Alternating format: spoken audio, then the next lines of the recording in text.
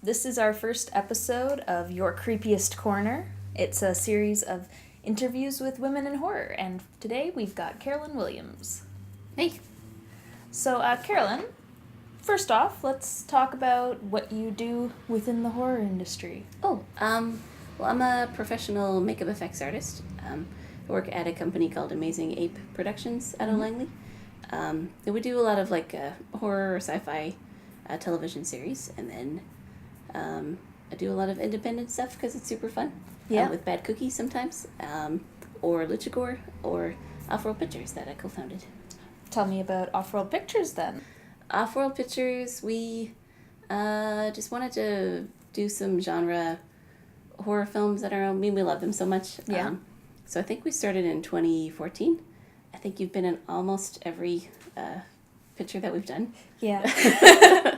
And it's pretty cheesy, but It's fun. I love cheesy fun, yeah. It's well done cheese. Oh, sweet, thank you. How did you get started as a makeup artist? I think when the first time I ever really thought about doing it seriously, I was maybe 14 or 15, and I went to go see Disney's Haunted Mansion, that movie with Eddie Murphy. Oh my gosh. With my mom. And I don't remember the movie. I remember being super bored, but I remember looking at this stuff and thinking to myself, how people are making these ghosts and these cool sets, and that's a job that you could have. So that's when I kind of decided seriously to start thinking about being a makeup artist. Did you go to school for it, or? Yeah, I'm from Pooch Cove, Newfoundland, so there was no makeup effects to be had there. Understandable. So I came to Vancouver in 2009 to do the Vancouver makeup program, mostly because they had the biggest section of prosthetic makeup. Okay. Yeah, out of all the makeup schools I could find in Canada. And then I left Vancouver, and then I stayed. Nice. Mm-hmm. What are some of the films that you've worked on, or the series that you're most proud of? I mean, it's really hard to start in the makeup effects industry because it's very small. So I started doing effects just kind of on my own for fun, and then doing them with Luchagore. Then I started working at a company called Masters Effects, doing mostly like purchasing supplies, that sort of thing, helping out in the shop when I could. Then I left Masters Effects to work on Star Trek Beyond when that came to town, because I've been a huge Star Trek fan for my whole life, so I had to go do it. That was super cool. And then I've been working with Amazing Ape ever since, and we did the creature effects for Lost in Space that just came out on Netflix. Okay. A Game Over Man was a feature we did last year. It's out on Netflix too. And we helped with the effects for Channel Zero Season 3. I saw your name in the credits the other day. I want to see it so bad. It's not on iTunes yet. Most of their effects are done by Mind Warp. I think it's Mind Warp, based out of Toronto, but they had a huge season. Yeah, this season is very effects heavy. Yeah, we got to help out with some of the creatures. The Pestilent God. We did the Father Time. I don't think I've gotten that far in the series yet. I won't tell you about it. He's really cool. Okay. Yeah.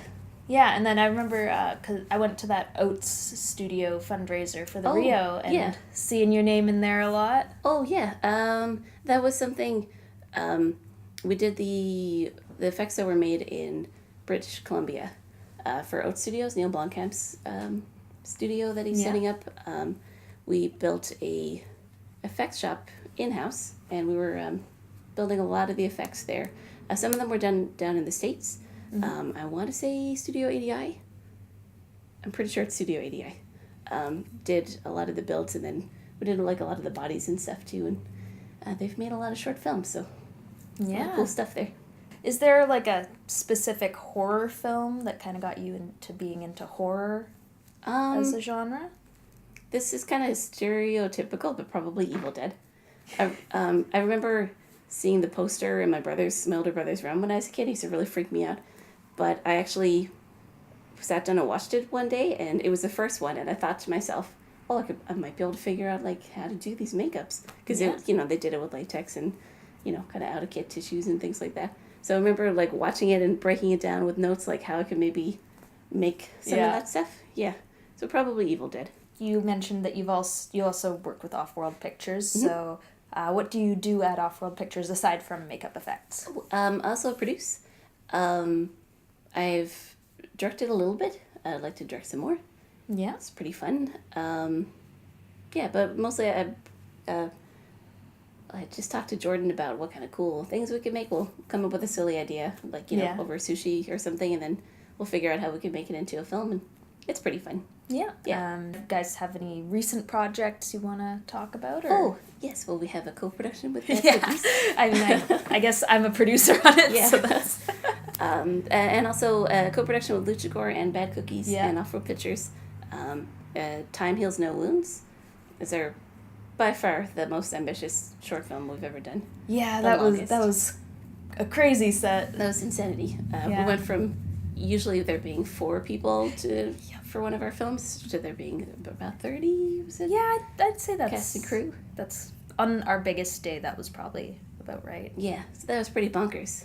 But it's making the festival circuit now, so. Yeah. So you guys recently went to Crypticon with it, correct? Oh, yeah, we did. That was super fun. I'd never been to a horror Comicon, or sorry, that's totally not right. A horror convention before.